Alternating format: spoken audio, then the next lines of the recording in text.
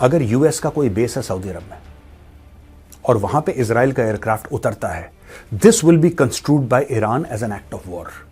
Iran को ऐसा लगता था कि क्योंकि चाइना की मदद से उन्होंने ऐसी फायरवॉल्स बनाई हैं और ऐसा उन्होंने एक सिस्टम बनाया है आईटी इंफ्रास्ट्रक्चर का जो कि हैक नहीं हो सकता। लेकिन इस बार का जो साइबर अटैक है इजराइल का दोस्तों, that is massive. There are massive outages. Iran ने धमकी दे दी सारे देशों को। ये सारे अरब देश हैं, सारे मुस्लिम देश हैं।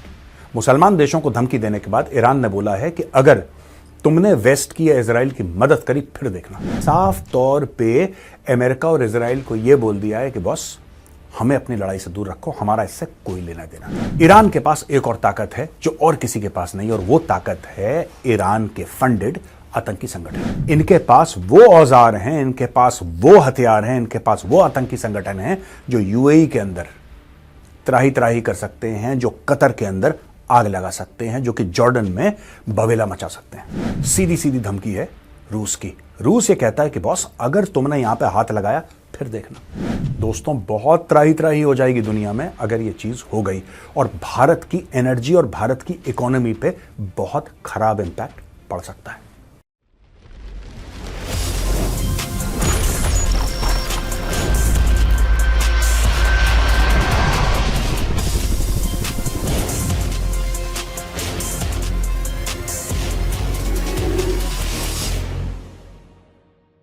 जय हिंद दोस्तों, मैं हूं मेजर गौरव और आप देख रहे हैं द चाणक्य डायलॉग्स। इस वीडियो को लाइक करिए, हमारे चैनल को सब्सक्राइब करिए, बेल आइकन दबाना बिल्कुल मत भूलिएगा। खासतौर से वो दोस्त जो रोज हमारा वीडियो देखते हैं लेकिन सब्सक्राइब नहीं करते, please subscribe.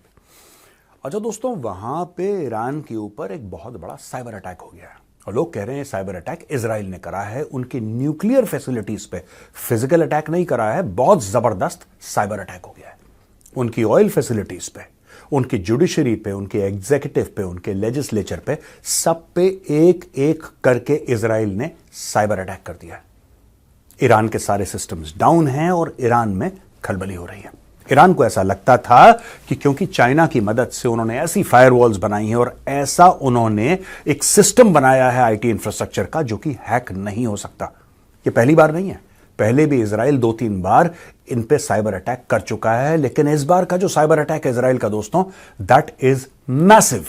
There are massive outages across Iran, और लगातार दर लगातार एक के बाद एक वेव्स में आके इजराइल साइबर अटैक कर रहा है। वहां पर ईरान ने कुछ मुस्लिम देशों को धमकी दे दी है। धमकी में शामिल हैं Saudi Arab, Qatar, Jordan, United Arab Emirates. इनको धमकी आखिर क्यों दी है? देखिए दोस्तों, ये सारे के सारे जो देश हैं जिनका मैंने नाम लिया है, चाहे वो जॉर्डन हो, चाहे सऊदी अरब हो, चाहे वो यूनाइटेड अरब एमिरेट्स हो, all these places including Qatar, यहां पे यूएस फोर्सेस का बहुत बड़ा जमावड़ा है, यहां पे बेसेस हैं। और आज की तारीख में अगर मैक्सिमम डिप्लॉयमेंट यूएस फोर्सेस की कहीं पे है, यूएस के बाहर, मेनलैंड यूएस के बाहर, दुनिया में कहीं पर भी, that is in the middle east. Massive amount of deployment of US forces. और दोस्तों, अगर स्ट्राइक होती है ईरान के खिलाफ, अगर स्ट्राइक होती है ईरान के खिलाफ, तो अमेरिका से जहाज तो आएगा नहीं। सोचने वाली बात है, अमेरिका से जहाज तो आएगा नहीं, जहाज तो आएगा कहीं ना कहीं मिडिल ईस्ट से ईरान को ठोकने के लिए। और अगर इजराइल भी अटैक करता है दोस्तों, तो क्या इजराइल के पास वो कैपेबिलिटी है कि इजराइल यहां से, तेल अवीव से, या जो भी उनका एयरबेस है इजराइल में, वहां से जहाज उड़ाए, 1200-1400 किलोमीटर फ्लाई करे, बॉम्ब करे ईरान के इंफ्रास्ट्रक्चर को, चाहे वो मिलिट्री पोस्ट हो, चाहे वो उनका सी पोर्ट हो, चाहे उनका न्यूक्लियर हो, चाहे उनका ऑयल वाला मामला हो, कहीं पर भी मैं कह रहा हूं, पूरे ईरान में बॉम्ब करे और फिर वापस चला जाए? क्या 2,500-3 हजार किलोमीटर का पूरा एक लूप सक्षम है F-35 करने के लिए, या F-16 करने के लिए, या कोई और एयरक्राफ्ट करने के लिए?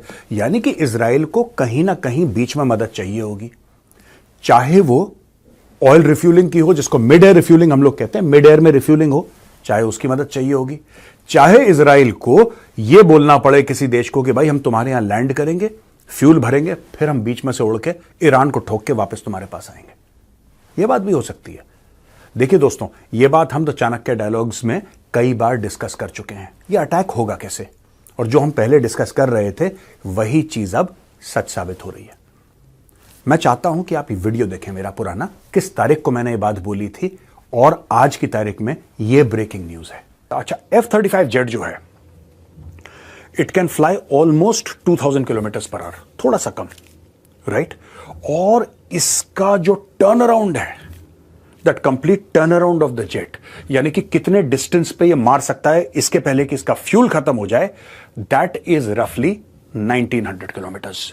तो बीच में उनको या तो रिफ्यूलिंग के लिए जगह चाहिए या मिड एयर रिफ्यूलिंग करनी होगी। अब दोस्तों, ये वीडियो तो कई दिन पुराना है मेरा, लेकिन इसमें मैंने क्लियरली बताया, जैसे आपने देखा है, कि किस तरीके से आ सकते हैं, या तो लैंड से आएंगे, कैसे आएंगे वो लोग, किस तरीके से बॉम्ब करेंगे, कौन कौन से इनके टारगेट्स हैं, वापस कैसे जाएंगे, ये सारी की सारी चीजें, these are a logistical nightmare. और यहां पे ईरान ने धमकी दे दी सारे देशों को। ये सारे अरब देश हैं, सारे मुस्लिम देश हैं। मुसलमान देशों को धमकी देने के बाद ईरान ने बोला है कि अगर तुमने वेस्ट की या इजराइल की मदद करी फिर देखना। यहां पे इन देशों के हाथ पैर फूल गए। इन्होंने बोला साहब हम ईरान से पंगा नहीं लेना चाहते, और उन्होंने साफ तौर पे अमेरिका और इजराइल को यह बोल दिया है कि बॉस हमें अपनी लड़ाई से दूर रखो, हमारा इससे कोई लेना देना नहीं है। और यही दोस्तों ईरान चाहता भी है। दोस्तों, दो तीन चीजें हैं जो ईरान को यह ताकत देती हैं। दो तीन बातें वो क्या है? सबसे पहली बात कि ये सारा का सारा जो खित्ता है, सारा का सारा जो एरिया है, वहां पे हो सकता है कि अमेरिका ने अपने बेसेस बनाए हों, हो सकता है अमेरिका के एयरक्राफ्ट कैरियर हों, उनके रनवेज हों, वहां पे फाइटर एयरक्राफ्ट हों, उनके मरीन्स हों, इन्फेंट्री और टैंक हो, तामझाम पूरा अमेरिका का हो, और है भी। लेकिन ईरान के पास एक और ताकत है जो और किसी के पास नहीं, और वो ताकत है ईरान के फंडेड आतंकी संगठन। अब दोस्तों आप ये समझ लीजिए कि जॉर्डन में, यूएई में, सऊदी अरब में, कतर में इनके छोटे छोटे हमास और हिजबुल्लाह टाइप के ऑर्गेनाइजेशंस हैं। और ये देश जानते हैं, जब ईरान कहता है ना कि अगर तुमने अमेरिका की, इजराइल की मदद करी तो हम तुम्हें देख लेंगे, वो देख लेंगे। किस प्रकार का देख लेंगे? क्या आपको लगता है कि सऊदी अरब पे चढ़ दौड़ेगा ये अपने टैंक लेके? नहीं। इनके आतंकी संगठन हैं जो सऊदी अरब की सिविल सोसाइटी को अटैक करेंगे। इनके पास वो औजार हैं, इनके पास वो हथियार हैं, इनके पास वो आतंकी संगठन हैं जो यूएई के अंदर त्राही त्राही कर सकते हैं, जो कतर के अंदर आग लगा सकते हैं, जो कि जॉर्डन में बवेला मचा सकते हैं। और इन देशों को पता है, इसलिए ये लोग ईरान से डरते हैं। ईरान से लड़ाई में कोई नहीं डरता कि ईरान के पास इतने टैंक हैं और फाइटर जेट हैं। ईरान का सारा मामला जो है दोस्तों, वो आतंकी है। किस तरीके से आतंकवाद को फ्यूल करना है, किस तरीके से सऊदी अरब में कुछ कर दिया, जॉर्डन में कुछ कर दिया, यूएई में कुछ कर दिया, कतर में कुछ कर दिया, यमन में कुछ, हर जगह इन्होंने अपना तंत्र फैला रखा है। और इसी तरीके से ईरान अपनी फॉरेन पॉलिसी और डिप्लोमेसी चलाती है दोस्तों। ये तो पहला कारण है। दूसरा कारण है straight of Hormuz. Straight of Hormuz के बारे में हम कई बार बात कर चुके हैं। स्ट्रेट ऑफ हॉर्मुज जो है वो चाबहार से ज्यादा दूर नहीं है, राइट? ज्यादा दूर नहीं है। वहां पे आप देखेंगे बंदर अब्बास, वहां पे आप और सारी चीजें देखेंगे। और ये जो स्ट्रेट ऑफ हॉर्मुज है दोस्तों, वहां से मैक्सिमम एनर्जी ट्रेड दुनिया की अगर कहीं से होती है तो यहां से होती है, मैक्सिमम एनर्जी ट्रेड। अब आप ये सोच लीजिए कि वहां से ऑयल जा रहा है, वहां से गैस जा रही है, और भारत भी इससे इंपैक्ट हो रहा है। भारत की तो over 90% of gas and oil requirement come from the straight of Hormuz. अगर ईरान वहां पे कुछ कर देता है, अगर ईरान ये कर देता है वहां पे कि हम यहां पे अटैक्स करेंगे जो भी शिप आएगा, तो दुनिया की एनर्जी ट्रेड कोलैप्स हो सकती है। वो एक तरफ, और दूसरी तरफ साउथ यमन में अगर सऊदी अरब से कोई घूम के आना चाहे तो यमन में कौन बैठा है दोस्तों? यमन में बैठे हैं हूथी। आपके सामने मैप है, आप खुद देख सकते हैं। यमन में बैठे हैं हूथी। हूथी किसके कंट्रोल में? तेहरान के कंट्रोल में। एक यहां से फोन गया और वहां पे शुरू हो गया हबीबी। तो आपका स्ट्रेट ऑफ हॉर्मुज से तेल बंद, आपका यमन वाले कॉरिडोर से आपका हर जगह से तेल बंद, राइट? और ये फायदा देगा सीधा रूस को, क्योंकि फिर भारत की मजबूरी बन जाएगी कि दुनिया भर से पंगा हो तो हो, फिर भारत अमेरिका से कह सकता है कि भाई तुम लोग बवाल यहां पे काट रहे हो, लेकिन हमें तो तेल चाहिए। हमारी गाड़ियां कैसे चलेंगी यार? हमारे दफ्तर कैसे चलेंगे? हमारा इंफ्रास्ट्रक्चर कैसे चलेगा? हमारा तंत्र कैसे चलेगा बिना एनर्जी के? हमारे पास तो उतना तेल है नहीं। भारत के पास तेल है लेकिन बहुत कम है। वो 95 to 99% of India's requirements of oil come from outside. फिर भारत की मजबूरी बन जाएगी रूस से तेल लेना। फिर भारत की मजबूरी बन जाएगी बहुत दूर से वेनेजुएला से तेल ले रहे हैं और कहीं और से अफ्रीका से तेल लाने की कोशिश कर रहे हैं। ये सारी की सारी चीजें जो आज की तारीख में हम लोग अवॉइड करते हैं। हमारा मैक्सिमम ऑयल दोस्तों इराक से आता है। इराक का बॉर्डर लगा ईरान से, और जो भी तेल आता है सारा का सारा स्ट्रेट ऑफ हॉर्मुज से, you can say over 90 to 95% of oil यहां से आता है। तो ये दो बड़ी चीजें हैं जो ईरान के फेवर में है। वहां पे रूस ने डायरेक्टली धमकी दे दी है कि अगर ईरान के ऊपर, खासतौर से ईरान के न्यूक्लियर असेट्स पे अगर आपने बमबारी करी, हमने कल के द चाणक्य डायलॉग्स हिंदी में यही कवर करा था दोस्तों, सीधी सीधी धमकी है रूस की। रूस ये कहता है कि बॉस अगर तुमने यहां पे हाथ लगाया फिर देखना। फिर देखना का क्या मतलब है? जब रूस कहता है फिर देखना, इसका मतलब वो एक्चुअली रूस नहीं बोल रहा, वो बोल रहा है चाइना। चाइना चुप रहता है दोस्तों। चाइना कहलवाता है दूसरे पार्टनर से कि तुम बोलो यार, एक काम करो तुम बोल दो, मैं नहीं बोलूंगा। चाइना को जो गेम करना है चाइना करेगा। चाइना चाहता है कि इधर और आग लगे। और दोस्तों आग क्यों लगे ये भी मैं कई बार आपको समझा चुका हूं, लेकिन एक बार दोबारा बताऊंगा, क्योंकि कंडीशंस बदल गई हैं। अब क्योंकि कंडीशंस बदल गई हैं आपको दोबारा समझाना पड़ेगा ये चीज, अंडर चेंज कंडीशंस। दोस्तों बात ऐसी है कि जहां हम बात करते हैं रशिया और यूक्रेन के युद्ध की, या फिर हम बात करते हैं इजराइल के युद्ध की, चाहे वो हुथी हो, चाहे वो हमास हो, चाहे वो हिजबुल्लाह हो, चाहे वो ईरान हो, कोई भी हो, दो मेजर वॉर्स चल रहे हैं ना यहां पे, और इन दोनों पे फोकस अमेरिका का और वेस्टर्न कंट्रीज का है। इनके डॉलर भी जा रहे हैं, इनके हथियार भी जा रहे हैं, इनके रिसोर्सेस भी जा रहे हैं, इनका डिप्लोमेटिक एफर्ट भी जा रहा है। यानी कि चाइना की बल्ले बल्ले, क्योंकि चाइना को कुछ छेड़ ही नहीं रहा, चाइना की ओर कोई देख ही नहीं रहा है। चाइना पैसे भी कमा रहा है, अपने पर भी फैला रहा है। यानी कि चाइना ने रूस को बोला है कि तुम एक काम करो, चुपके से एक धमकी दे दो। अब Russia United Nation Security Council का परमानेंट मेंबर है। रशिया के पास maximum, I think second to America, nuclear warheads हैं उसके पास, और रशिया एक मिलिट्री सुपर पावर तो है। ये आप और मैं मना नहीं कर सकते।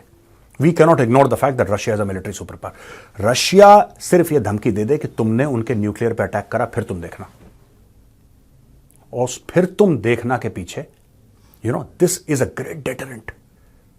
Great deterrent. अगर रूस बीच में कूद गया तो क्या होगा? रूस कूद गया बीच में मतलब Russia also controls one of the biggest oil and energy supplies of the world.